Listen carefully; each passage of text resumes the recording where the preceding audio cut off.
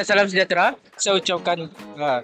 Dan hari ini kami akan memberitahu tentang projek fizik kami yang kami buat selama berminggu-minggu. Ya. Teruskan. Okey, seperti yang boleh dilihat di sini, kami menggunakan konsep green building yang menggunakan teknologi hijau seperti panel solar, wind turbine, seperti panel solar dan wind turbine dalam projek kami. Seperti yang kita semua sudah tahu, panel solar dapat mengubah cahaya matahari menjadi tenaga elektrik, manakala wind turbine menggunakan tenaga udara, tenaga angin untuk ditukarkan menjadi electricity. Jelaskan konsep fisik yang telah kami aplikasikan dalam kami telah menggunakan konsep fizik iaitu dinamakan electricity.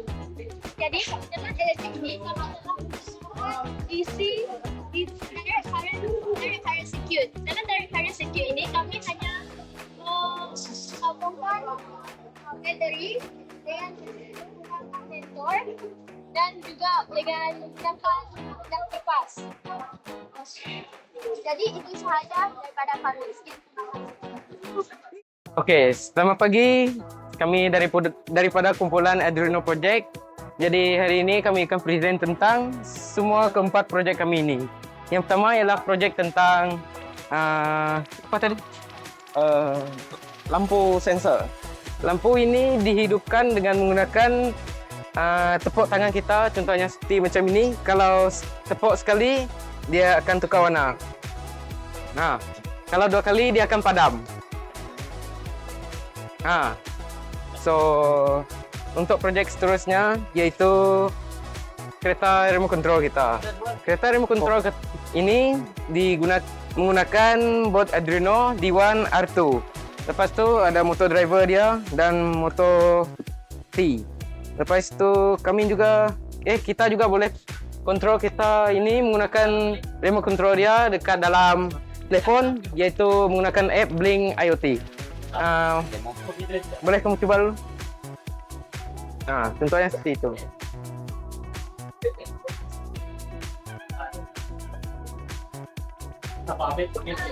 Berlanjut ke seterusnya.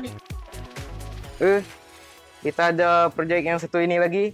Projek ini ialah Adreno Obstacle Car. Kalau ada halangan ke depan dia nanti akan elakkan daripada halangan itu. Lepas tu kami juga menggunakan board Adreno, ya Adreno Uno dan motor driver ada di bawah sini. Lepas tu power bank untuk sumber tenaga dia. Meben, sila cuba. Kipas Deteksi suhu. deteksi suhu. Kipas ini dia akan hidup apabila suhu ini melebihi 30 darjah Celsius. Komponen untuk kipas ini adalah kipas, sensor, wayar ya dalam sinilah, dan LCD. LCD. Itu saja. Selamat pagi dan salam sejahtera. Kami dari Booth Bio ingin memperkenalkan projek STEM yang kami lakukan pada hari ini. Jadi, projek yang kami lakukan ialah biodegradable plastic. Jadi, apa itu biodegradable plastic? Biodegradable plastic merupakan plastik yang boleh diuraikan dan dihancurkan dalam masa yang singkat sahaja, iaitu 3 hingga 6 bulan. Bioplastik ini merupakan plastik yang mesra alam kerana bahan yang digunakan adalah seperti air, cuka, glycerin dan tepung jagung. Tepung jagung tu adalah optional. Contohnya kamu boleh gunakan seperti tepung ubi kayu. Jadi ini adalah merupakan produk yang telah dihasilkan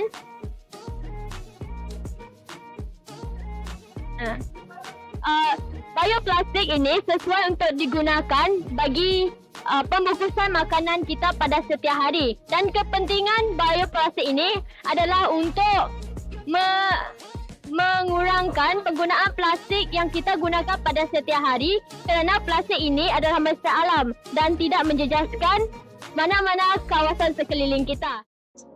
Guys, for SMK Rosidobi STEM Day, our booth is present about dry ice.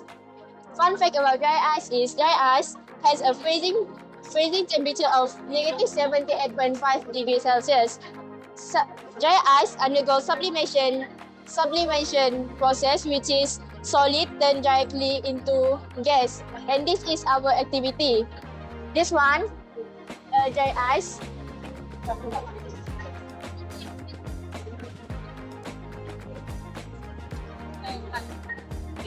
And this one is a dry ice bubble. Dry ice bubble, which is dry ice react with dry ice with water, hot water, and salt.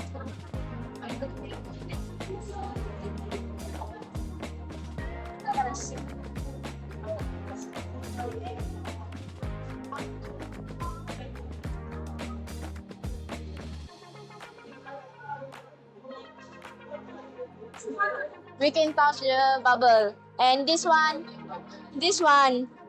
dry ice elephant toothpaste, which is we can mix, mix hot water with soap, and we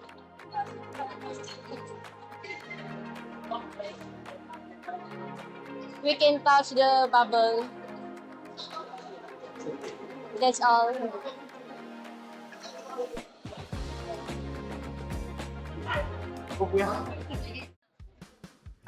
Okey, pertama kali kami akan memperkenalkan cikgu yang mengetuai pameran biologi kami, iaitu Cikgu Lim Min Chin.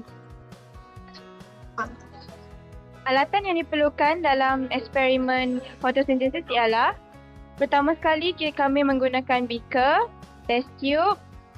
Di dalam test tube ada filter funnel dan di dalam filter funnel ada tumbuhan. Kami menggunakan hydrilla species. Selain itu, kami juga menggunakan plastisin untuk mengelakkan filter funnel tersebut terapung. Last sekali, kami menggunakan sodium hydrogen carbonate. Okey, seperti yang kita telah ketahui, proses fotosintesis memerlukan cahaya, air dan karbon dioksida untuk menjalankan proses tersebut. So dekat sini kita sudah ada cahaya, kita sudah ada air. Sekarang satu-satunya benda yang kita belum ada ialah karbon dioksida. Jadi kami akan menggunakan sodium hydrogen carbonate yang akan bertindak sebagai karbon dioksida untuk dibekalkan bagi menjalankan proses fotosintesis ini.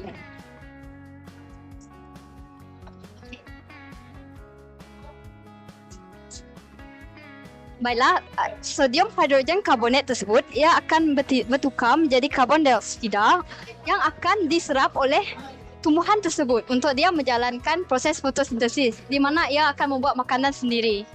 Baiklah, kalau dia membuat makanan, sekiranya proses fotosintesis telah berlaku, tumbuhan tersebut akan dapat mengeluarkan oksigen kepada kita, di mana seperti yang anda dapat lihat, buih-buih yang keluar daripada tumbuhan tersebut yang adalah yang merepresent oksigen tersebut. Untuk Ini pula, tumbuhan ini tidak berada di bawah cahaya. Misalnya, tumbuhan yang tidak berada di bawah cahaya matahari berlaku pada waktu malam. Tahukah anda, tumbuhan yang tidak berada di bawah cahaya matahari pada waktu malam masih boleh melakukan proses fotosintesis? Ya, tumbuhan tanpa cahaya matahari juga masih boleh melakukan proses fotosintesis, tetapi dalam kadar yang rendah berbanding dengan tumbuhan yang berada di bawah cahaya matahari. ya, semakin banyak buih yang terhasil daripada proses tersebut, maksudnya semakin banyak makanan yang dibuat oleh tumbuhan tersebut. Okey, terima kasih atas temu bual ini. Salam sejahtera cikgu-cikgu. Hari ini saya ingin bertanyakan pendapat anda semua. Apakah harapan cikgu-cikgu tentang Carnival STEM ini pada masa akan datang? Okey, terima kasih Gabriela atas soalan. So, harapan kami semoga Carnival STEM ini semakin great pada masa akan datang. Itu saja. Sekian, terima kasih.